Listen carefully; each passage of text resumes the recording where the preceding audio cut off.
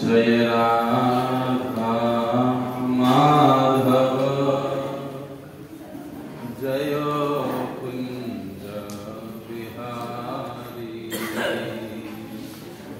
जय राधा माधव जय कुंज बिहारी सर्वांनी पाठीमागे म्हणा जय राधा माधव जय कुंज बिहारी जय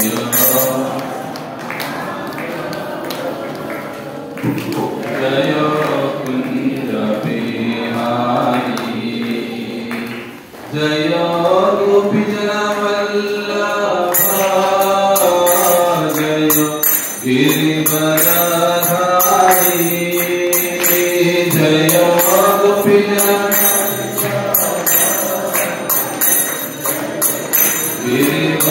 गिरिवरधारी जय गोपीजन वल्लभ जय गिरिवरधारी जय गोपीजन जय गिरिवरधारी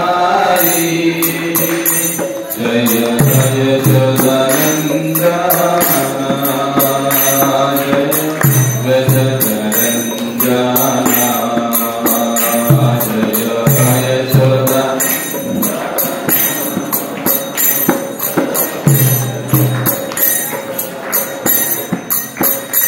जय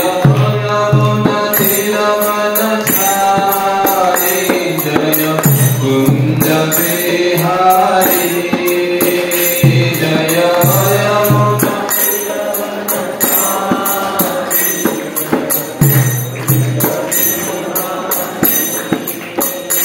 जय यमुना तीरवनचारी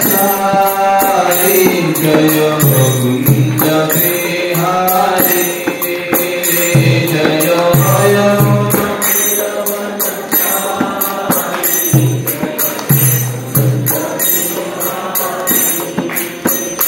जय राधा माधव जय कुंज बिहारी जय राधा जय कुंज बिहारी जय गोपीजन वल्लभ जय गिरिवरधारी जय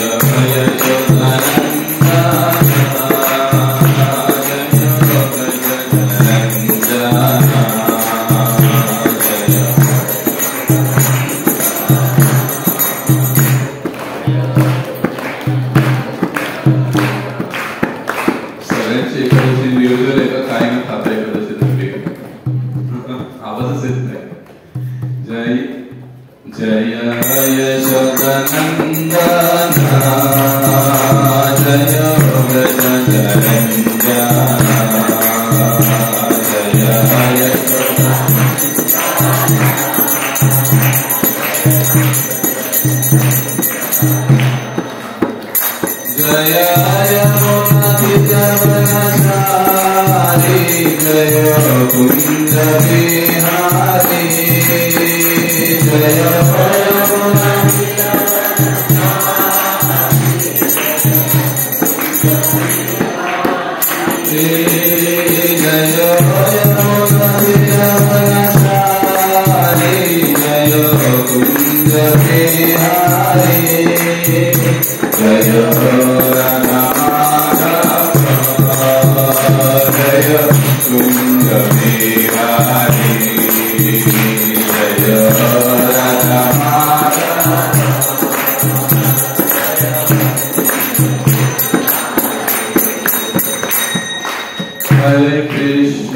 Hare Krishna, Krishna Krishna Hare Hare, Hare Rama, Rama Rama Hare Hare, Hare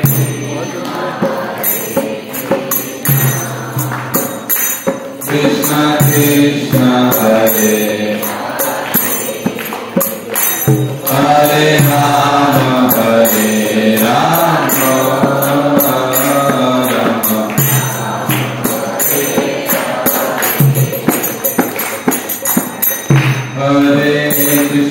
Hare Krishna, Krishna Krishna Hare Hare, Hare Rama, Rama Rama Hare Hare, Hare Krishna, Krishna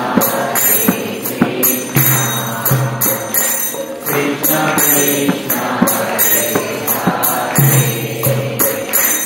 Hare Rama,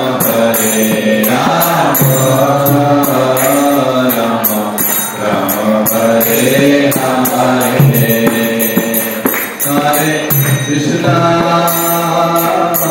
Hare Krishna, Krishna Krishna Hare Hare, Hare Rama, Rama Rama Hare Hare, Hare Krishna, Hare Krishna, Krishna Krishna Hare Hare, Hare Rama, Rama Rama Hare Hare, Hare Krishna, Hare Krishna, Krishna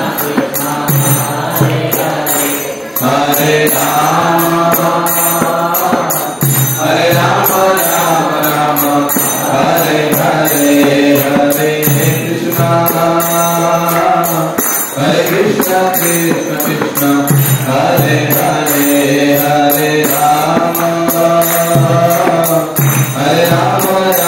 Rama Hare Hare, Hare Krishna, Hare Krishna, Krishna Krishna Hare Hare, Hare Rama, Rama Rama Hare Hare, Hare Krishna, Hare Krishna, Krishna Krishna Hare Hare, Hare Rama, Rama Rama Hare Hare, Hare Krishna, Hare Krishna, Krishna Krishna Hare Hare, Hare Rama, Rama Rama Hare Hare, Hare Krishna, Hare Krishna, Krishna Krishna Hare Hare, Hare Rama, Rama Rama Hare Hare, Hare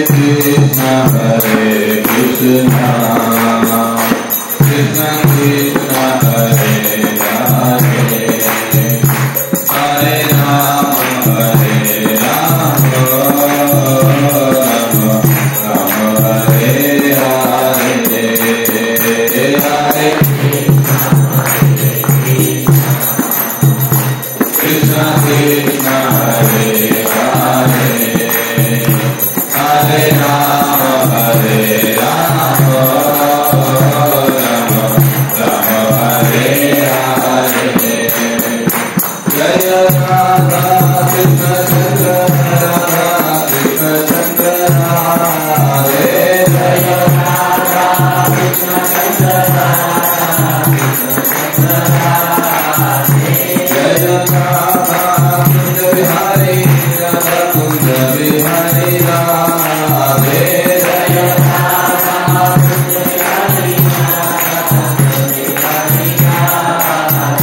जय जय सीताराम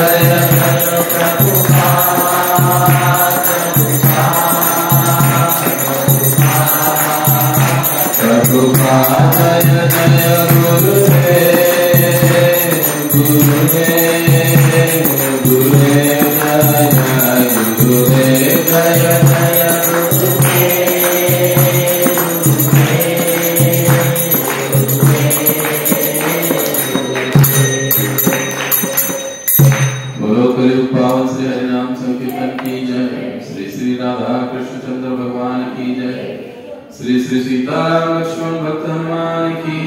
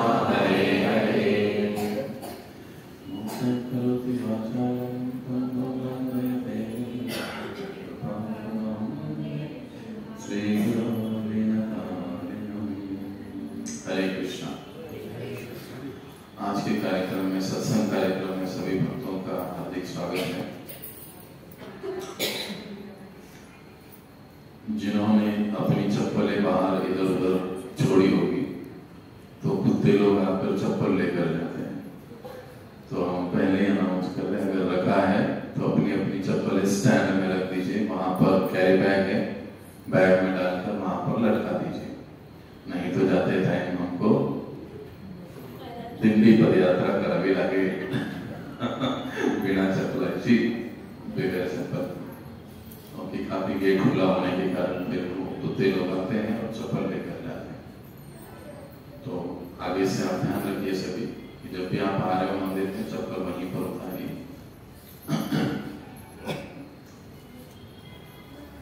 तो पिछले कई सप्ताह से हम लोग चर्चा कर रहे हैं कि भक्ति कैसे करनी चाहिए। पिछले रविवार को छुट्टी थी, उसके पिछले रविवार को हमने चर्चा की थी कई सारी बातों पर कि किस प्रकार से हमको भक्ति करनी चाहिए। बहुत अलग अलग तरह के जो ग्रंथ है, पुस्तक है, उसको नहीं पढ़ना चाहिए। जो भक्ति से संबंधित प्रामाणिक और अधिकृत ग्रंथ है उन्हीं को पढ़ना चाहिए। और फिर भक्ति में ऐसे कोई बहुत बड़े बड़े हमको आध्यात्मिक जीवन में प्रण नहीं लेने चाहिए। भगवान की सेवा के लिए हम कुछ कर सकते हैं, जैसे हमने चर्चा की थी, मंदिर बनाना, मंदिर के लिए सुविधाएं उत्पन्न करना, ये चीजें हम लोग कर सकते हैं। फिर एक अच्छा शिष्य बनने की या एक अच्छा भक्त बनने की हमको कोशिश करनी चाहिए। उसके लिए हमको वैष्णव के संग में आना चाहिए, भक्तों के संग में आना चाहिए, कथा कीर्तन करनी चाहिए, नाम जप करना चाहिए। उसके बाद हमने सुना था कि जो भगवान कृष्ण के विरोधी है, जो भगवान को मानते ही नहीं है या कृष्ण की निंदा करते हैं, ऐसे लोगों की संगति को हमें त्यागना चाहिए और अधिक से अधिक भक्तों का संग करना चाहिए अगर हम आध्यात्मिक जीवन में कृष्ण भावना आगे बढ़ना चाहते हैं। और फिर हमने देखा था कि कैसे हमको वटवृक्ष को नमस्कार करना चाहिए और गाय को उसकी सेवा करनी चाहिए, ब्राह्मण की सेवा करनी चाहिए, आंवले का पेड़ होता है उसकी प्रदक्षिणा, उसको नमस्कार करना चाहिए, कदम के वृक्ष को प्रणाम करना चाहिए, तुलसी आरती, तुलसी सेवा करनी चाहिए। ऐसी कई सारी चीजों पर हमने चर्चा की। और जब हम लोग ये सारी चीजें करते हैं, बातें करते हैं, इसका मतलब क्या हुआ कि हम क्या कर रहे हैं? हम क्या कर रहे हैं? भक्ति कर रहे हैं। अगर ये चीजें हम लोग नहीं कर रहे और अगर हम कहते हैं कि हम भक्ति कर रहे हैं, तो फिर हम लोग गलत फहमी पा लेते हैं कि हम लोग भक्ति कर रहे हैं। अगर ये सारी चीजें हम लोग कर रहे हैं तो हम कह सकते हैं, मान सकते हैं कि हाँ हम लोग भक्ति कर रहे हैं। अभी आज हम अगले विषय पर चर्चा करेंगे कि भक्ति कैसे करनी चाहिए। जब हम भक्ति करते हैं, आध्यात्मिक जीवन में आते हैं तो कैसे होना चाहिए। सामान्य व्यवहार में हमको स्पष्टवादी होना चाहिए। हम लोग भक्त हैं, भक्ति करते हैं, क्या कहते हैं उसको, डुप्लीकेसी नहीं कहेंगे एक और करेंगे दूसरा, ऐसा नहीं होना चाहिए। हमको जहां तक हो सके वहां तक सत्य के आधार पर ही चलना चाहिए और जो भी बातें हैं स्पष्ट बोलना चाहिए। कई बार ये होता है कि स्पष्ट बोलने में हम कहते हैं, मराठी में क्या होता है, नहीं एकदम परखड़ होते, खरड़ होते, फिर सामने वाले का हम उसको पूरा तोड़ मरोड़ के रख देते हैं, वो रोने लग जाता है, वो नाराज हो जाता है। सत्य बोलना चाहिए, स्पष्ट बोलना चाहिए। लेकिन हम देखें डॉक्टर के पास जाते हैं, कड़वी गोली देते हैं कभी कभी डॉक्टर, लेकिन कड़वी गोली कैसे होती है? शुगर कोटेड, समझ गए? शुगर कोटेड, शक्कर में साखरे गोळून कारलं खायला जायचं, मराठीत मग ते कडू लागत। उसी प्रकार से भक्तों को भी जब हम आपस में बात करते हैं, कहते हैं, स्पष्ट का मतलब ये नहीं होता है कि दूसरों के मन को ठेस पहुंचाए। स्पष्ट बोलना चाहिए, सत्य बोलना चाहिए, लेकिन उचित तरीके से बोलना चाहिए, मीठे स्वर में मीठे तरीके से बोलना चाहिए। दूसरी चीज, लाभ और हानि से हानि में समभाव होना चाहिए। अब देखिए, स्पष्ट बोलना, एक कहानी आती है और कहानी याद आ गई, अकबर और बीरबल की कहानी। एक समय अकबर ने क्या किया था, तोते को पाला था, पिंजरे में तोता रखा था। वो हर रोज उस तोते की देखभाल करता, उसको खाने के लिए देता, और उसने अपने सारे जो भी सैनिक सिपाही थे वहां के, उनको कहा था कि इस तोते को समय समय पर खाना देना, उसकी देखभाल करना, ये आपकी जिम्मेदारी है। अगर ये तोता मर गया या इसको कुछ हो गया, जो कोई भी ये खबर मेरे पास लेकर आएगा उसको मैं उसका वध कर दूंगा, मार दूंगा उसको। अब सभी लोग डर के मारे दिन रात उस तोते के पीछे लगे रहते और उसकी बहुत अच्छी सी सेवा करते। लेकिन एक दिन हुआ ये कि तोता कभी रात में मर गया, किसी को पता ही नहीं चला। दूसरे दिन सुबह सैनिक गए, अरे तोता मर गया। तो एक सैनिक ने देखा, दूसरे से, अरे अरे देखो देखो, तोता, जहापना का तोता मर गया। ये पागल हो गया, मर गया बोलेगा तो जहापना तेरे को सर काट देंगे, उड़ा देंगे तेरे को, लेकिन तोता तो मर गया। एक से खबर दूसरे के पास, दूसरे से खबर तीसरे के पास, तोता मर गया। लेकिन अब बताएगा कौन? अकबर के सामने जाएगा कौन? जो भी ये खबर लेकर जाएगा वो तो मर जाएगा। अब ये बहुत बड़ा संकट हुआ, लेकिन ये कभी ना कभी तो अकबर को पता ही चलेगा कि तोता मर गया है, और फिर सभी मारे जाएंगे। तो अब क्या किया जाए? तो इसके लिए सब लोग मिलकर बीरबल के पास गए। अब बीरबल के पास जब गए तो बीरबल को बताया कि देखो ऐसी ऐसी बात हुई, अब तोता तो मर गया, लेकिन हमारी गलती इसमें कुछ नहीं है। वो कैसे मरा किसी को पता नहीं, लेकिन अब ये बात जहापना को बताया कौन? क्योंकि जो भी बताएगा वो मारा जाएगा। अब कुछ सैनिक कहने लगे कि देखो बीरबल जी, आप राजा के बड़े प्यारे हो अकबर के, आप बता दो, आपको नहीं मारेगा। तो बीरबल कहने लगा, पागल हो गए हो क्या?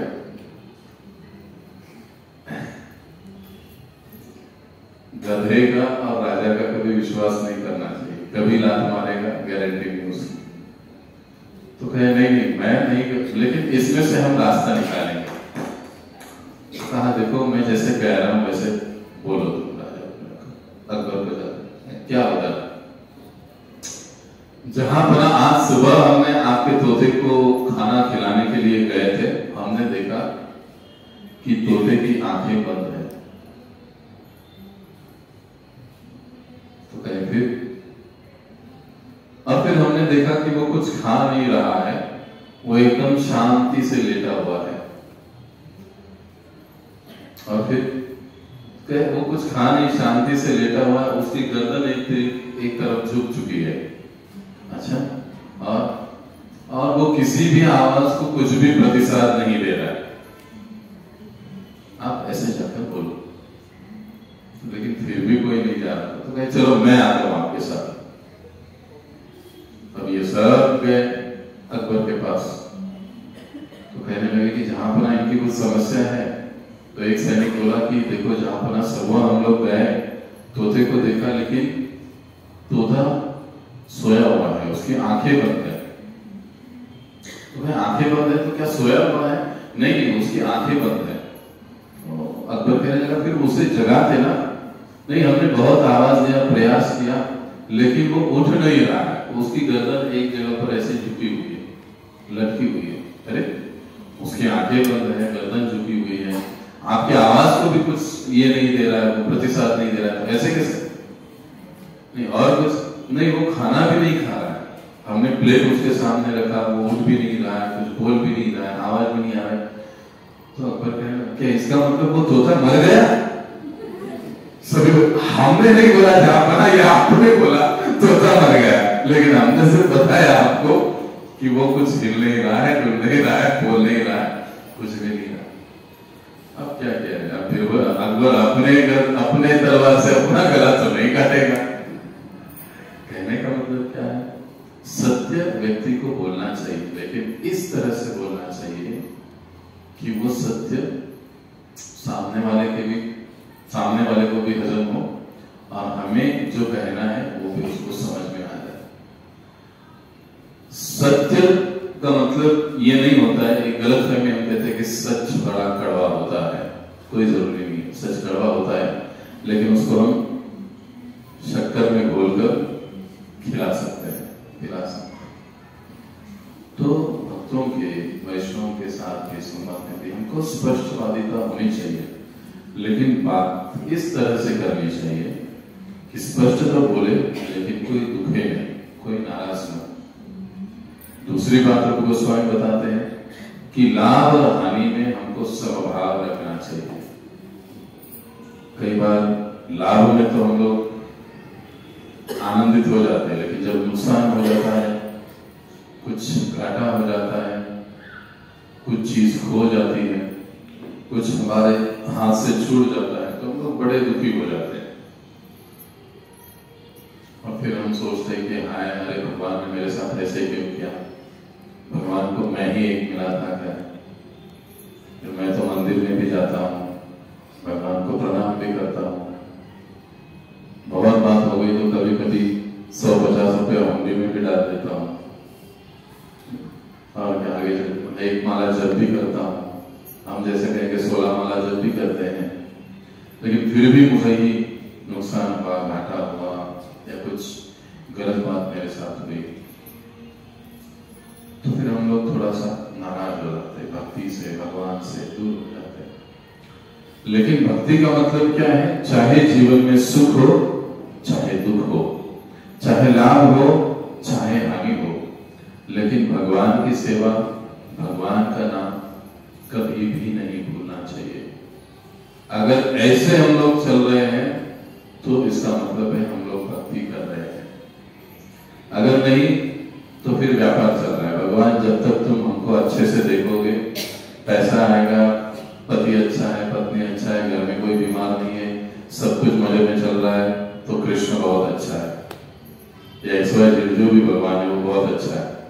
अगर कुछ गड़बड़ हो जाती है तो फिर नहीं, ये गलत है, ये अच्छा है। जब हम लोग ऐसा सोचते हैं, ऐसा सोचकर हम लोग आध्यात्मिक जीवन जीते हैं, तो इसको भक्ति नहीं कहते, ये व्यापार हुआ। जैसे प्रभुपाद जी कहते थे, वहां पर सबसे पहले मिला, अगर आप कुछ लाभ के लिए ईश्वर की सेवा करते हो तो यह व्यवसाय है, प्रेम या भक्ति नहीं है। भगवान कुछ दो तो कुछ मैं आपको कुछ दूंगा, आप मुझे कुछ दो। ये तो बनिए की दुकान में होगी, बात हो गई। हम जाते हैं ना बनिए की दुकान में, 150 रुपए देते, हमको जो चाहिए वो चीज लेते। वैसे हम लोग मंदिर में आते हैं, 150 का सब चढ़ावा चढ़ाते हैं, बदले में लंबी लिस्ट बोल जाते हैं, इतनी बड़ी लिस्ट, ये चाहिए, वो चाहिए, जन्म दे, ये करो, वो करो। अगर हम लोग ऐसे करते हैं तो ये भक्ति नहीं कहलाती, शुद्ध भक्ति नहीं कहलाती। तो रूप गोस्वामी समझाते हैं कि व्यवहार में स्पष्टवादिता होनी चाहिए, और साथ ही साथ जीवन में कोई भी स्थिति हो, हमें समभाव रहना चाहिए।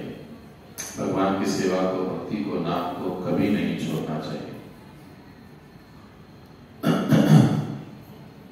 देखिए आगे बताया जाता है भक्ति कैसे की जाती है। शोक आदि अवश्य वर्जितः। रूप गोस्वामी कहते हैं कि शोक का त्याग करना चाहिए। शोक का मतलब क्या है? दुख, निराशा, कभी कभी कोई चीज गुम जाती है, कोई व्यक्ति चला जाता है, तो हम लोग शोक मग्न हो जाते हैं, बड़े दुखी हो जाते हैं। और ऐसा दुखी या शोक मग्न जो मन होता है, उससे व्यक्ति का चित्त, व्यक्ति का मन, व्यक्ति की बुद्धि भ्रमित होती है, वो सही निर्णय नहीं ले पाता है, सही चीजें नहीं कर पाता है। इसलिए कहा जाता है शोक से थोड़ा सा मुक्त होना चाहिए, थोड़ा सा पूरा ही मुक्त होना चाहिए। अब देखिए शोक। आप कहोगे फिर इसका मतलब शोक नहीं करना, कोई मर गया तो रोए नहीं, कोई बीमार है तो दुखी नहीं होना चाहिए, कुछ नुकसान हुआ तो क्या हमको कुछ प्रतिक्रिया नहीं देनी चाहिए। देखिए, जैसे पिछली कक्षा में हम गीता के 46 नंबर के श्लोक में हम लोग समझ रहे थे कि जो शोक होता है ना, दो प्रकार का होता है।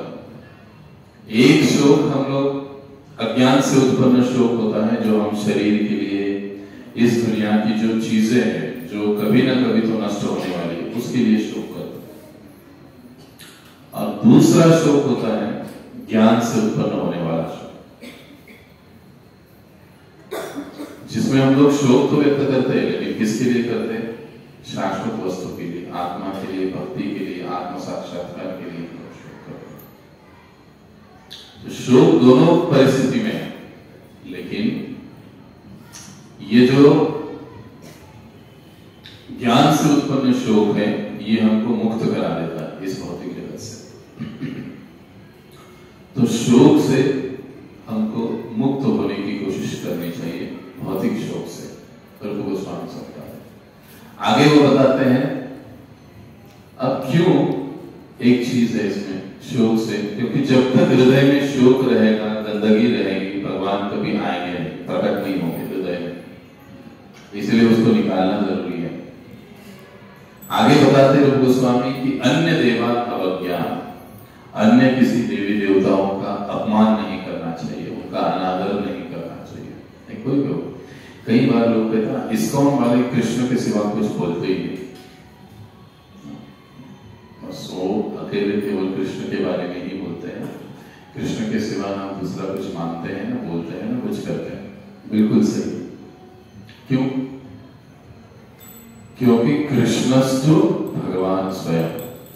जब भगवान की बात आती है तो भगवान कौन है? बोलो श्री श्री राधा कृष्णचंद्र भगवान की। जब भगवान की बात आती है तो भगवान केवल एक ही है, वो है कृष्ण या विष्णु। अभी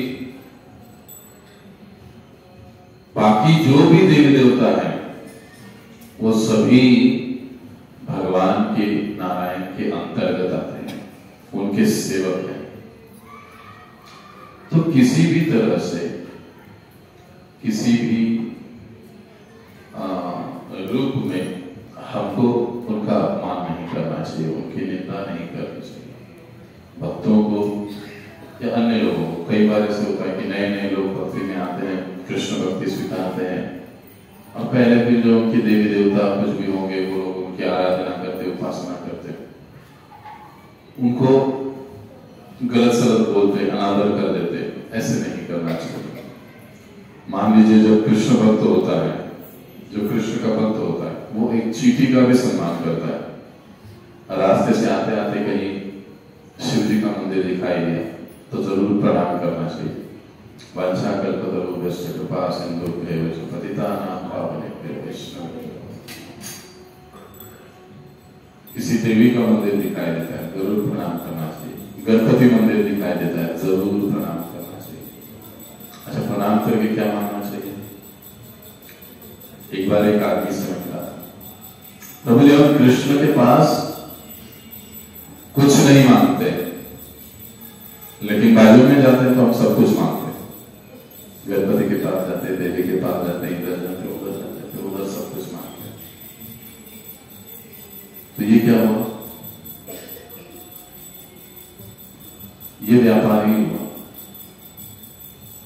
लेकिन जब हम अन्य देवी देवताओं को प्रणाम करते हैं तो हमको उनसे क्या मांगना चाहिए कि हे प्रभु, हे शिव जी, हे माता या हे गणेश जी, आप हमें क्या करो, आप हमें भगवान की सेवा में लगाओ, भगवान कृष्ण की भक्ति, भगवान विष्णु की भक्ति हमें दे दो। क्योंकि यही एकमात्र चीज है जो हमको इस दुखमय जगत से मुक्त करेगी, हमेशा के जन्म मृत्यु के चक्र से छुड़ाएगी। इसलिए नारायण को, विष्णु को एक नाम से बुलाया जाता है, मुकुंद। मुकुंद का मतलब क्या है? जो मुक्ति देते हैं, जो हमें इस भौतिक जगत से आध्यात्मिक जगत में ले जाते हैं। बाकी किसी देवी देवता को मुकुंद कहते हैं? नहीं। अच्छा, मुक्ति देने वाले कोई है बाकी देवी देवता? कोई भी नहीं। मुक्ति जन्म मृत्यु के चक्कर से हमको कौन दे सकता है? केवल नारायण, केवल कृष्ण ही दे सकते हैं। इसलिए जब हम कृष्ण की भक्ति करते हैं तो अन्यों को सम्मान करना चाहिए, लेकिन आराधना, उपासना, भक्ति, सेवा किनकी करनी चाहिए? कृष्ण की या नारायण की करनी चाहिए। कई बार लोग कहते हैं हाँ देवी भी तो कृष्ण है, गणेश भी कृष्ण है, ये भी नारायण है, वो भी नारायण है, किसी की भी सेवा करो, सब कुछ एक ही है। सब कुछ एक है? क्या लगता है? बहुत समय पहले हमने इसको समझा था, सब कुछ एक है, किसको भी नमस्कार करो, किसको भी भक्ति करो। तो मैंने एक बात बताई थी, शेवावाडीला जायचं आणि सासवडची बस धरली, पोचेल कधी शेवावाडी? सब कुछ एक है, पीएमटी तो पीएमटी है ना शेवटी पीएमटी से है ना, आखिर है तो पीएमटी ना। जाना है मुझे शेवावाड़ी में, बस पकड़ लिया सासवड़ी, तो मुझे कहाँ जाना, मैं कहाँ पहुंचूंगा? नहीं, शेवावाड़ी सासवड़ की बस से। हाँ, बराबर। ये हमने बहुत समय पहले सुना। इसका मतलब क्या हो? हर रास्ता, हर आराधना, हर पूजा, इसका मतलब ये नहीं होता है कि वो भगवान का हम कर रहे हैं। भगवान कृष्ण या भगवान विष्णु की भक्ति ही, जिस बस में बैठोगे उसी स्थान पर पहुंचोगे। सासवड़ वाला आदमी शेवावाड़ी में नहीं पहुंचेगा, वो उधर से सासवड़ पे जाएगा, क्योंकि उसने सासवड़ का बस पकड़ा है। शेवावाड़ी में जाना है तो शेवावाड़ी का बस पकड़ना पड़ेगा, तब हम उधर जाएंगे। इसका मतलब क्या हुआ कि देवी देवताओं का भजन या पूजन हमें वैकुंठ या गोलोक नहीं ले जा सकता। अगर हम ये समझते हैं और ये समझकर हम लोग कृष्ण की, विष्णु की आराधना कर रहे, भक्ति कर रहे, तो इसका मतलब हम लोग भक्ति कर रहे। भक्ति करने का मतलब ही है एकले ईश्वर कृष्ण आरस वृत्ति, कि भगवान कृष्ण ही केवल ईश्वर या भगवान है, बाकी सब उनके सेवक हैं। इस भाव से जब हम भजन करते हैं तो उसे कहा जाता है कि भक्ति कर रहे हैं हम लोग। लेकिन अगर हम लोग ऐसा कह रहे हैं और ऐसा कह रहे हैं, सब कुछ भी करो एक ही है, तो फिर वो भक्ति नहीं हुई। इसमें सजग रहना चाहिए। अन्य कहते हैं, आगे कहते हैं भूत अनुत्वेगदायिता, किसी को भी पीड़ा नहीं पहुंचानी चाहिए, ना वाणी से, ना शरीर से, चाहे पशु हो, पक्षी हो, मनुष्य हो, किसी को भी। जितना अधिक हो सके हमें अन्यों के प्रति बड़ा ही नरम व्यवहार रखना चाहिए। किसी को दुख नहीं देना चाहिए। हाँ, कभी कभी होता है ना, बच्चों के भले के लिए माँ बाप डांटते हैं, कभी कभी पीट भी देते हैं, लेकिन वो किसके लिए होता है? उसके भले के लिए होता है। अभी हमको कभी कभी किसी को डांटना भी पड़ता है। कई बार अपनी मैनेजमेंट की चीजें हैं, सब कुछ चलाना है, तो कभी कभी डांटना पड़ता है। तो फिर वो किसके लिए डांट रहे हैं हम लोग? मेरे स्वार्थ के लिए नहीं, उस व्यक्ति के भलाई के लिए। तो ऐसे अगर हम लोग किसी को डांट रहे हैं, कुछ बोल रहे हैं, तो बात ठीक है, लेकिन अपने स्वार्थ के लिए अन्यों को तकलीफ देना,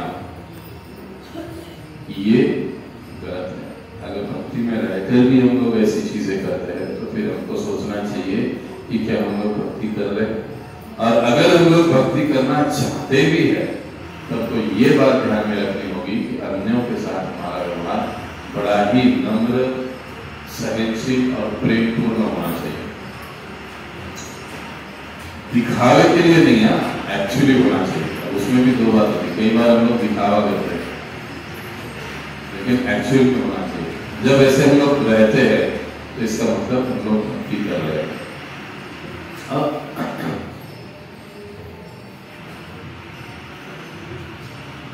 भीष्म पितामह का उदाहरण आता है। भीष्म पितामह बाणों के शैया पर लेटे रहे, इतने अच्छे अच्छे भक्त थे, इसके बाद भी उनकी ऐसी हालत क्यों हुई?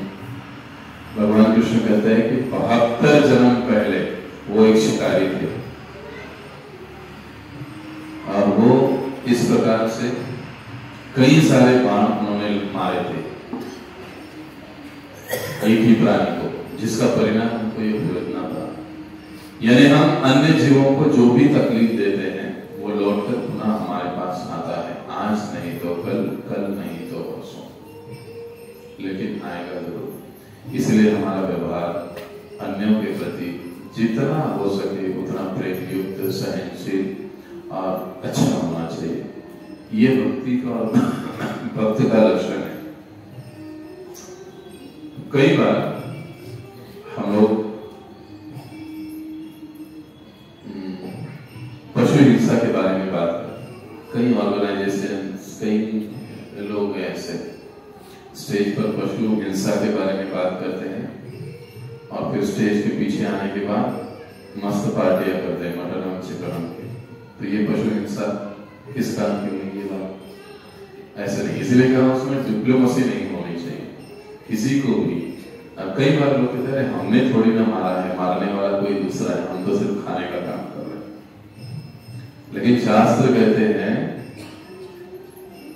मारने वाला, काटने वाला, बेचने वाला, मार्केटिंग करने वाला, ट्रांसपोर्ट करने वाला और घर लाकर देने वाला, उसके लिए पैसा देने वाला, आजकल तो कुछ प्रथा देख रहे हो। मैंने कहां पर बोर्ड पढ़ा था कि किसी के बर्थडे के प्रीत्यर्थ 1 किलो चिकन फ्री ले जाओ। वो क्या है ये? मैं तो सोचते हूँ, मैं 5 मिनट पढ़ते रह गए कि कौन है ये उधर ही। मतलब हम क्या कर रहे हैं? यानी हम खुद भी पाप कर रहे हैं और दूसरों को भी पाप करने के लिए प्रेरित कर रहे हैं। हमने क्या कहा? ट्रांसपोर्ट करने वाला, एडवर्टीजमेंट करने वाला और उसके लिए डोनेशन देने वाला, ये सभी एक समान रूप से जिम्मेदार है। जितना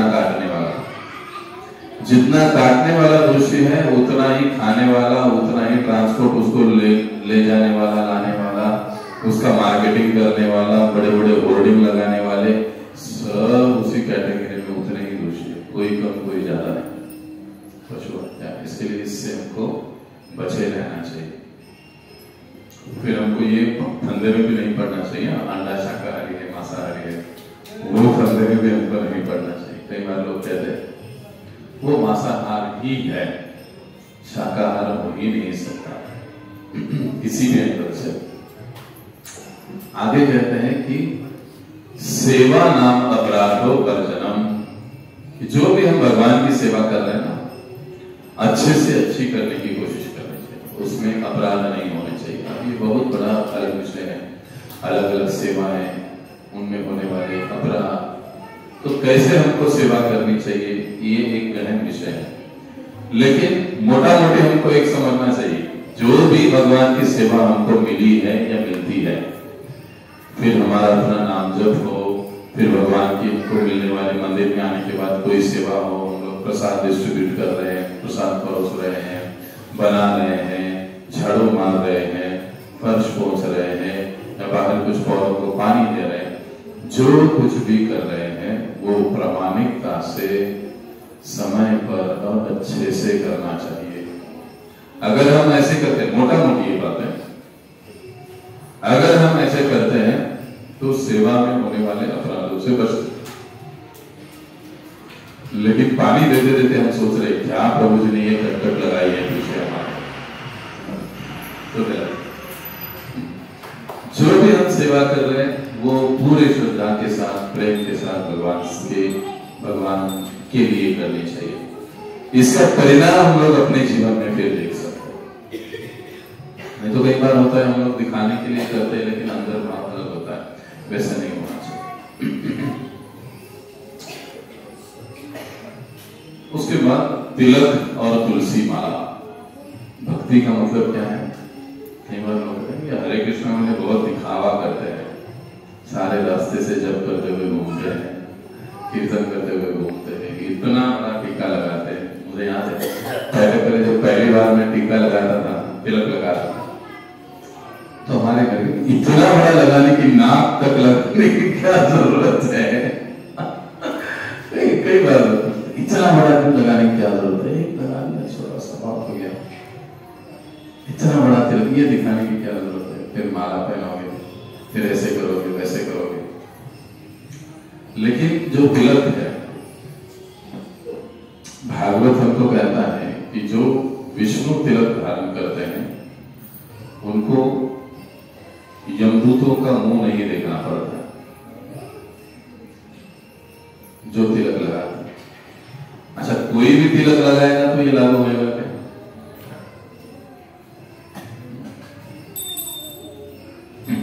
मान लो भी, बोलो श्री श्री राधा कृष्णचंद्र भगवान की जय। हम तिलक लगा रहे हैं, तिलक लगाने का मतलब क्या है? ठीक है, हम मंदिर के प्रीमाइसेस में आ गए, यहाँ पर मैंने तिलक लगा दिया, अच्छी बात। लेकिन प्रोग्राम खत्म हो गया, तिलक लगाकर हम चाय के ठेले पर खड़े हैं, कैसे दिखेगा? लोग अरे देखो देखो देखो हरे कृष्णा वाले वहां पर बैठकर बोलते चाय नहीं पीना चाहिए, कि यहाँ पर देखो ठेले पर। इसलिए तिलक उन्हीं को लगाना चाहिए जो ऐसा तिलक है, जो तिलक है जो नियमों का पालन करते हैं। हाँ, आप मंदिर में आ रहे हो तो उस समय आप तिलक लगा सकते हो, या मंदिर में आ गए तब तक के लिए बात ठीक है। लेकिन प्रीमाइसेस से बाहर अगर हम जा रहे हैं और तिलक है और हम कहीं ऐसे अनाप शनाप जगह पर जा रहे हैं तो फिर हमको सावधान होना चाहिए, ऐसे लगाना ही नहीं चाहिए। तो तिलक लगाना ये अपने आप में भी एक भक्ति का अंग है। जो हम तिलक लगाते हैं, कुछ लोग ऐसा तिलक लगाते हैं, कुछ खड़ा लगाते हैं। प्रायः भागवत या वैष्णव संप्रदाय में ऊर्ध्वपूर्ण तिलक ऐसे कहा उसको लगाते हैं, यानी खड़ा तिलक। जो दो रेखाएं दिखती है वो भगवान के दो चरण कमल है, और जो पत्ता हम लोग निकालते हैं वो तुलसी दल है। जब हम तिलक लगाते हैं तो तिलक लगाने का मतलब क्या होता है कि हे प्रभु, मैं आपके चरणों में जो सेवा कर रहे हैं उन भक्तों का सेवक हूं। भगवान के चरण और तुलसी महारानी का पत्ता या तुलसी दल लगाने के समय हमारा भाव क्या होना चाहिए? तिलक लगाते खींचना नहीं है, सिर्फ तिलक लावला, गंध लावला, 10-10 रुपए देकर लगाना है, तो हमने लगाया भी होगा। लेकिन तिलक जब हम लगाते हैं तो तिलक लगाने के समय वो भावना होना चाहिए कि हे प्रभु, मैं आपके शरण में, आपके चरणों में हूं, और आपके जो सेवक है, जो आपके जो भक्त है, मैं उनका सेवक हूं। ये तिलक लगाने के पीछे भाव, और तिलक इसी भाव से लगाना चाहिए। ऐसा तिलक जब हम लगाते हैं तो फिर ये भक्ति का अंग हो जाता है। कई बार होता है कि फैशन के लिए, शो के लिए नहीं, तिलक लगाने के पीछे बहुत बड़ा विज्ञान है कि तिलक क्यों लगाते हैं। तो हमको याद है उस समय हम पहले जब तिलक लगाते थे तो कई बार शुरुआत में हम कॉलेज में तिलक लगाकर मैं जाया करता था। पहले 3-4 महीने काफी तकलीफ हुई, क्योंकि उस समय आज के जैसा वातावरण नहीं था। आज थोड़ा सा अनुकूल वातावरण है, इतना कोई कुछ नहीं कहता। ये बात मैं कह रहा हूँ 94-93 उस समय। तो कॉलेज में टीचर लोग, प्रोफेसर पूछते थे FY में ये सब क्या लगा रखा है, और फिर फ्रेंड्स लोग तो बहुत मजाक उड़ाया करते थे वगैरह। लेकिन आजकल तो काफी अनुकूल है, और तिलक लगाना ये सनातन धर्म की एक पहचान है, भक्ति का एक अंग है। और उसके साथ गले की कंठी माला, तुलसी माला। जिसके गले में तुलसी माला है, इसका मतलब क्या है? तुलसी माला क्यों पहनते हैं? हम भगवान नारायण को, भगवान कृष्ण को भोग लगाते हैं, उसके ऊपर हम क्या रखते हैं? तुलसी दल रखते हैं। अगर हम लोग तुलसी दल नहीं रखते तो भगवान उसको स्वीकारते हैं? स्वीकारते हैं? नहीं स्वीकारते। जब हम तुलसी दल भगवान के जब हम भोग लगाते उस समय अगर हम लोग रखते हैं उसके ऊपर, तो इसका मतलब क्या है कि प्रभु ये हम आपको अर्पण कर रहे हैं, ये आपका है। और उस तुलसी दल के कारण भगवान उसको स्वीकारते हैं। हमने कितना अच्छा बनाया उसके कारण नहीं, या हमने कितना बढ़िया से प्लेट बनाई उसके लिए नहीं, क्योंकि तुलसी महारानी वहां पर विद्यमान है, इसलिए भगवान उसको स्वीकार करते हैं। अभी देखिए हम लोग गले में तुलसी माला पहनते हैं, इसका मतलब क्या हुआ कि प्रभु ये शरीर किसका है? आपका है,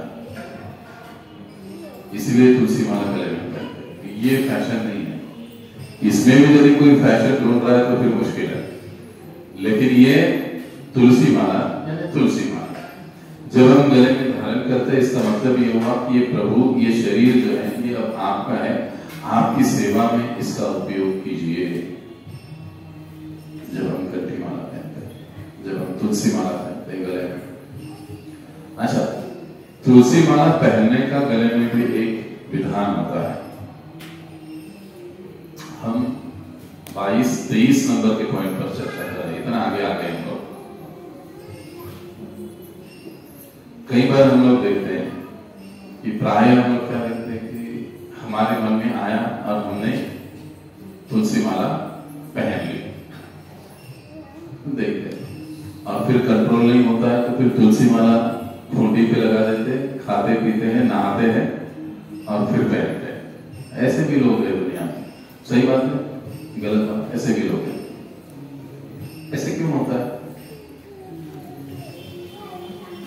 तुलसी माला या गले की कंठी माला, हम इसको में कंठी माला कहते हैं, यानी कंठ में धारण करने वाली या की जाने वाली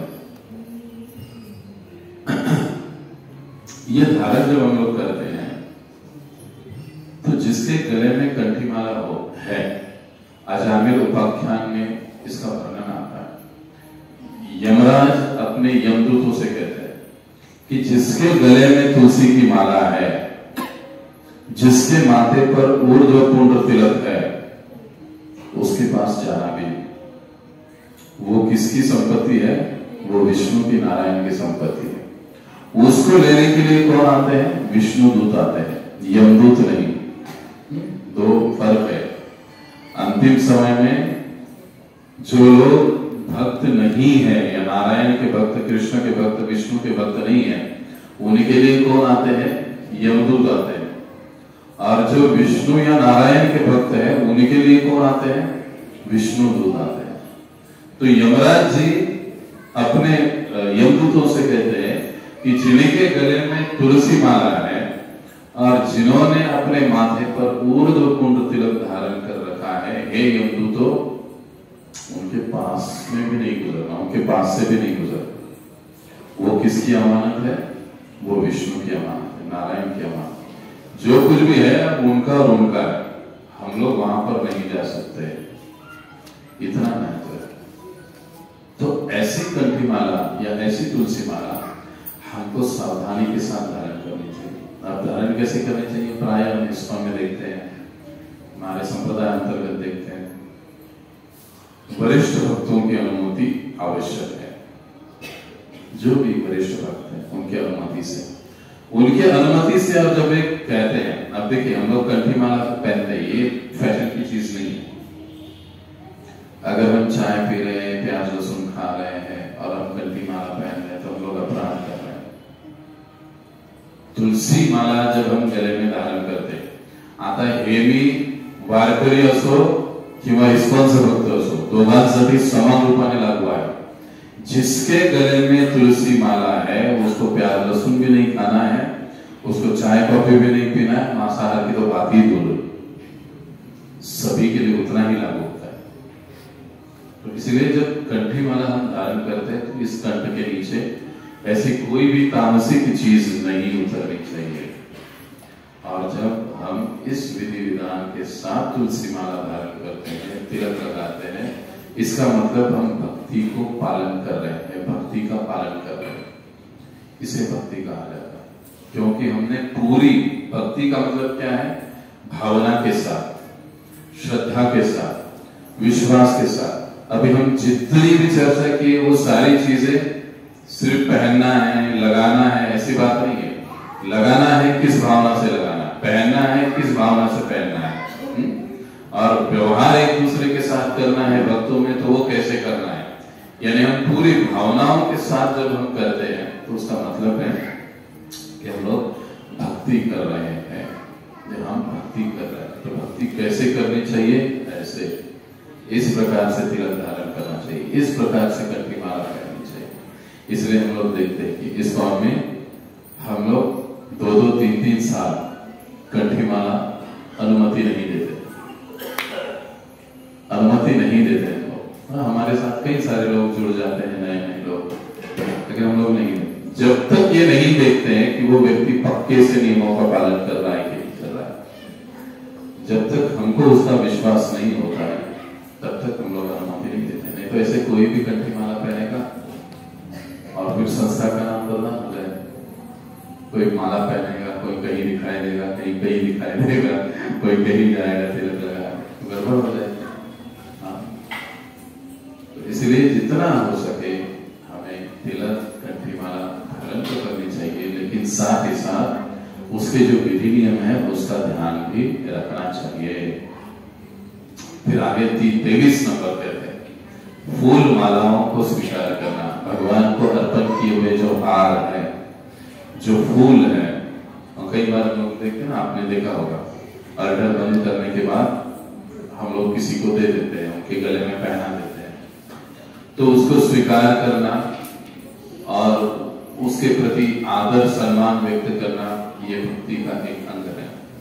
आरती में जब हम पुष्पों का सुगंध लेते हैं, ये भी भक्ति का एक अंग है, क्योंकि हम नाक को भगवान की सेवा में लगाए।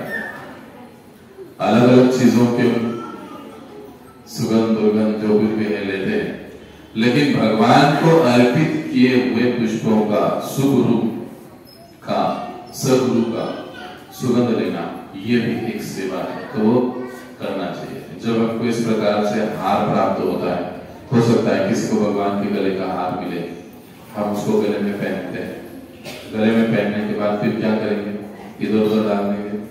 नहीं, उसको पूरे सम्मान के साथ रखना चाहिए। या तो हम घर को लगा सकते हैं दरवाजे में, सूखने के बाद उसको जल में बहा सकते हैं, नदी में कहीं पर बहा सकते हैं, जमीन में दफना सकते हैं, कचरे के डिब्बे में नहीं। भगवान की कोई भी चीज है, फूल हो, पुष्प हो, प्रसाद हो, इस प्रकार से वेस्ट नहीं करना चाहिए। जब हम प्रसाद भी लेते हैं उतना ही लेना चाहिए प्लेट में जितना हम खा सकते हैं।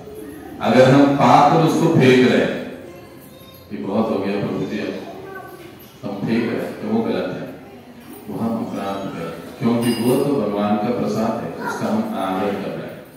तो इस प्रकार से फूलों को, प्रसाद को स्वीकार करना। 24 अर्च विग्रह या भगवान के सामने आरती में नृत्य करना, ये एक भक्ति का अंग है। खुले मन से आनंद के साथ भगवान के सामने, भगवान के लिए नाचना। हम लोग दुनिया भर के लिए नाचते हैं ना, सभी के लिए नाचते हैं, दोस्त के लिए नाचते हैं, बर्थडे के लिए नाचते हैं, शादी के लिए नाचते हैं, वैसे भी घर में भी हमको नचाने वाले लोग रहते ही है, उनके इशारे में नाचते हैं। लेकिन जब हम भगवान के लिए नाचते हैं, देखो, जब हम भगवान के लिए नाचते हैं तो भगवान हमको इस भौतिक जगत में नाचने से बचा देते हैं। भगवान के स्वागत में खड़े होना, भगवान को दंडवत प्रणाम करना, प्रणाम अर्पित करना भगवान को। देखो, जैसे हम मंदिर में आते हैं, मंदिर में प्रवेश कर कैसे करना चाहिए, अब ये भगवान के स्वागत में खड़े रहना, तो दंडवत प्रणाम करना, उसमें आता है। तो आते समय हमको भगवान दरवाजे को नॉक करना चाहिए। हमारे घर में अगर ऐसे डायरेक्टली कोई घुस गया तो हमको अच्छा लगता है?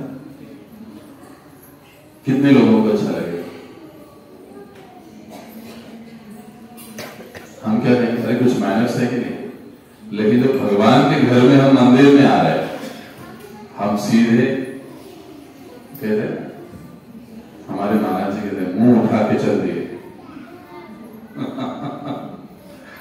लेकिन हमको क्या करना चाहिए, जब हम मंदिर में आते हैं तो वहां पर हाथ पैर धोने चाहिए, चप्पल उतारना चाहिए, चप्पल उतार कर फिर हाथ पैर धोना चाहिए, फिर मंदिर में आना चाहिए, दरवाजे को नॉक करना चाहिए, वहां पर प्रणाम करना चाहिए प्रभुपाद जी को, फिर यहाँ पर भगवान को प्रणाम, चैतन्य महाप्रभु को, नित्यानंद प्रभु को प्रणाम करना चाहिए, फिर भगवान को प्रणाम करना चाहिए, माताओं को पंचांग दंडवत करना चाहिए, प्रभु जी को साष्टांग दंडवत प्रणाम करना चाहिए, अष्टांग दंडवत प्रणाम करना चाहिए। ये पद्धति होती है। जब हम लोग ये कर रहे हैं, इसका मतलब है हम लोग भक्ति कर रहे हैं।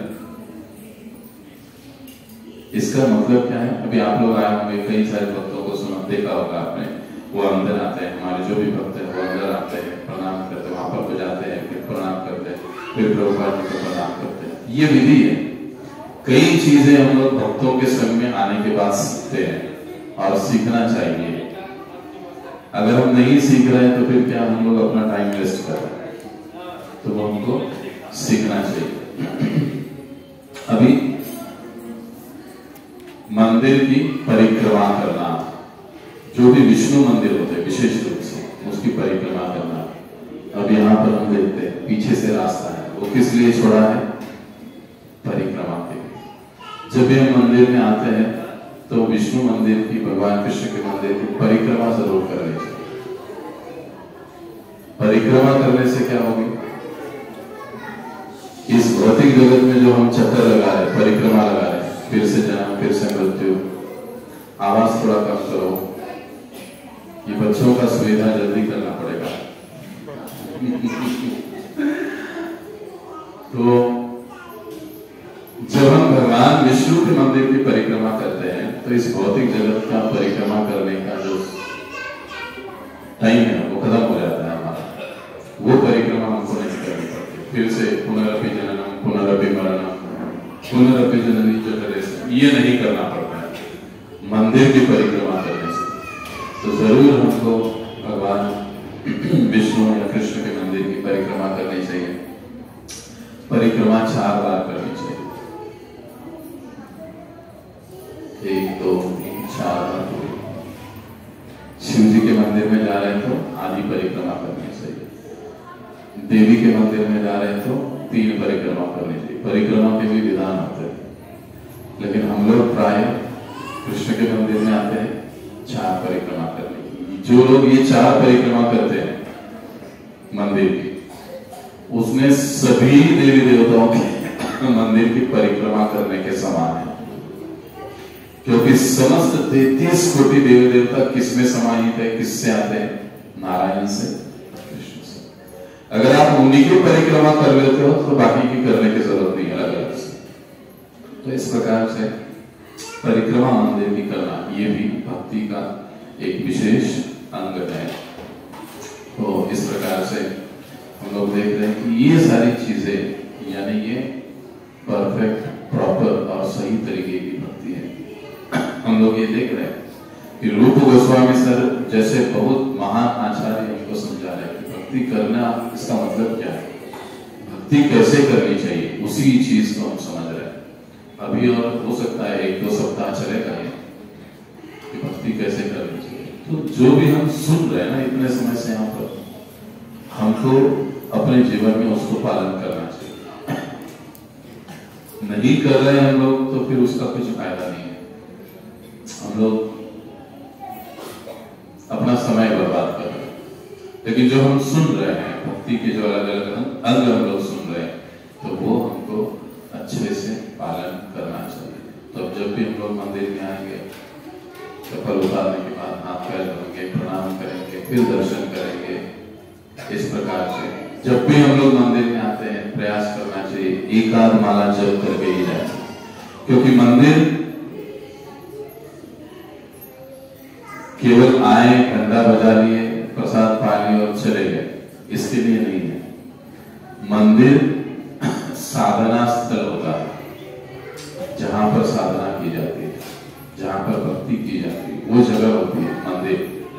तो जब भी हम मंदिर में आते हैं, यहाँ पर मालाएं होती है पीछे लटकी हुई, आप ले सकते हो हरे कृष्ण महामंत्र का, हरे कृष्णा कृष्णा कृष्णा हरे हरे, हरे राम राम राम हरे हरे। महामंत्र का हम 108 बार जप कर सकते हैं वहां पर बैठकर यहाँ पर, क्योंकि मंदिर में जप करने का एक अलग ही प्रभाव होता है, उसके हम अनुभूति कर सकते हैं। अभी शांति से बैठकर हम लोग यहाँ पर जप कर सकते हैं। तो ये अलग अलग भक्ति के अंग हैं जिसको हम चर्चा कर रहे हैं। तो यहाँ पर हम रुकेंगे, किसी कोई प्रश्न है तो आप पूछ सकते हैं।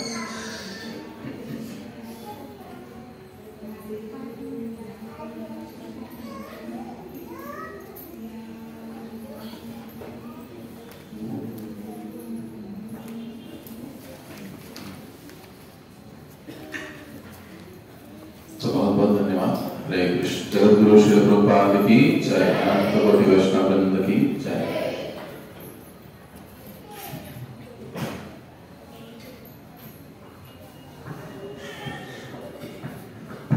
हरे कृष्ण। प्रभूजी आपल्याला काही हप्त्यापासून भक्तीविषयक मार्गदर्शन करत आहे। आपण त्यांचं आपल्या पारंपरिक पद्धतीने 3 वेळा हरिबोल बोलून त्यांचं स्वागत करूया। हरि बोल, हरि बोल, हरि बोल। तसेच काही अनाउन्समेंट्स वगैरे आहेत। ज्यांनी आणखी आपल्या श्री श्री राधा कृष्णचंद्र चॅनलचं सबस्क्रिप्शन केलं नाही त्यांनी कृपया सबस्क्रिप्शन करून घ्यावे।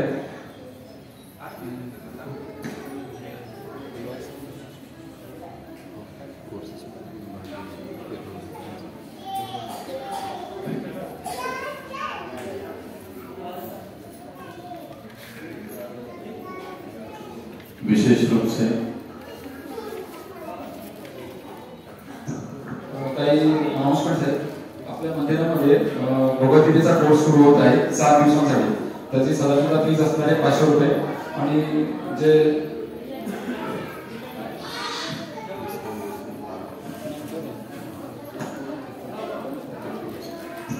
स्टुडंट्स वगैरे आहेत त्यांच्यासाठी आपण 50% डिस्काउंट देणार आहोत त्या कोर्सेससाठी। दुसरा कोर्स आहे डिस्कवर युअरसेल्फ। डिस्कवर युअरसेल्फ हा 3 दिवसाचा सेमिनार असणार आहे। 6 दिवसांचा असणार आहे आणि साधारणतः त्याची फीस असणार आहे 300 रुपये। दुसरा असणार आहे आर्ट ऑफ माइंड कंट्रोल। तो ही 3 सेशनचा कोर्स असणार आहे। त्याची फीस असणार आहे 300 रुपये आणि स्टुडंटसाठी आपण 50% डिस्काउंट देणार आहे। हरे कृष्ण। तर यासोबतच दर गुरुवारी ज्यांनाही आध्यात्मिक जीवनात भक्तीमध्ये पुढे यायचं आहे त्यांच्यासाठी भगवद्गीतेचा अभ्यास वर्ग दर गुरुवारी संध्याकाळी 7:30 वाजता, जे 7ला तुम्ही आरतीला येऊ शकता, चालू झालेला आहे, त्यामध्ये तुम्ही भाग घेऊ शकता। आपला 1 अध्याय पूर्ण झालेला आहे।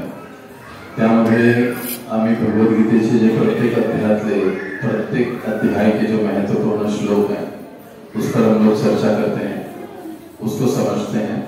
उसके बाद जप कैसे करना है, मंत्र ध्यान साधना कैसे करनी है, उस पर चर्चा होती है। एक प्रकार से उसका प्रशिक्षण होता है।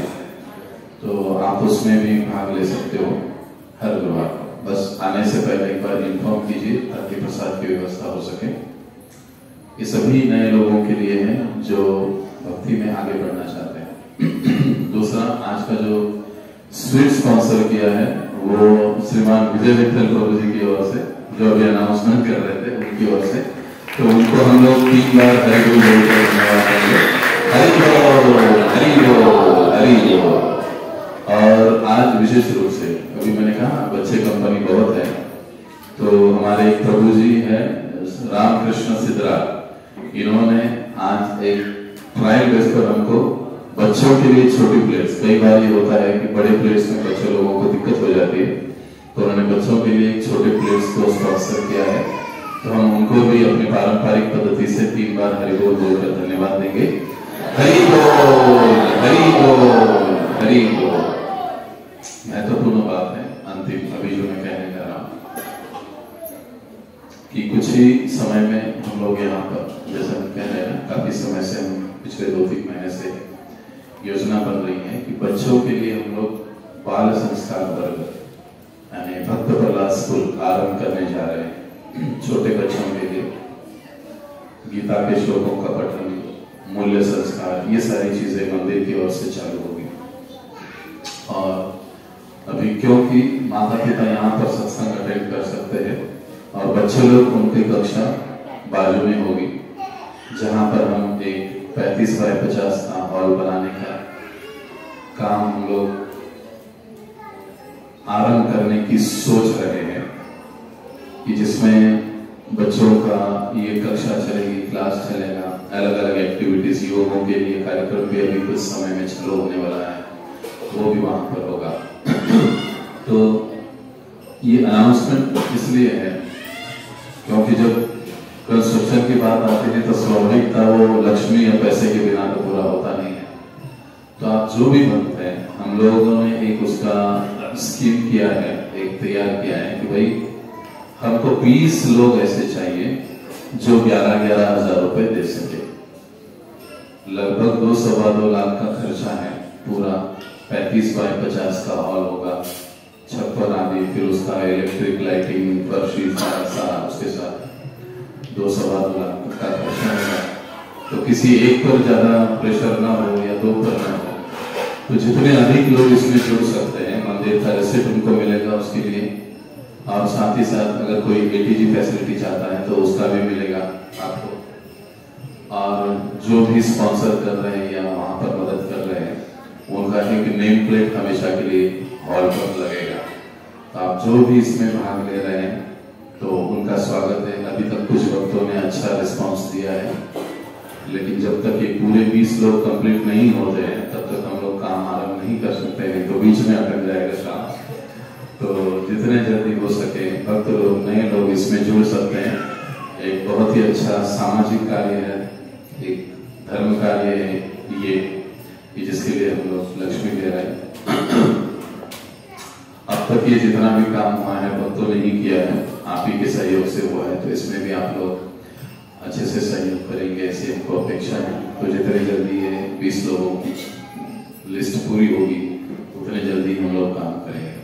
अब गीता में जो भागवत कथा हुई उसमें कई सारे बच्चों का क्लास आरंभ करना है। हम लोग वो सोच रहे हैं कि फरवरी के अंत में हम लोग ये सारे क्लासेस जो है बच्चों के लिए वो चालू करेंगे। अच्छा, इसके लिए कोई फी नहीं रहेगा, जो भी टीचर लोग होंगे वो आकर सिखाएंगे, हमारे भक्त लोग होंगे, उसका कोई फी नहीं होगा। ये ऐसे ही विदाउट फीस का ये सारा चलता रहेगा। तो इसके लिए जो भी इसमें मदद करना चाहता है उनका स्वागत है। और फरवरी के अंत में हम लोग ये क्लासेस चालू करेंगे। तब तक अगर हम लोगों का हॉल तैयार है तो बहुत अच्छा है। ये एक प्रकार से टाइम लिमिट कह सकते हो आप। तो आप जो भी इसमें भाग लेना चाहते हो सीधे मुझसे संपर्क कर सकते हैं, हमारे कोई भी जो भक्त है उनसे आप संपर्क कर सकते हो। बहुत बहुत धन्यवाद। हरे कृष्ण। जगत गुरु श्री प्रभुपाद की जय। आरती के लिए सभी खड़े हो जाएंगे, आरती और उसके बाद सभी के लिए प्रसाद।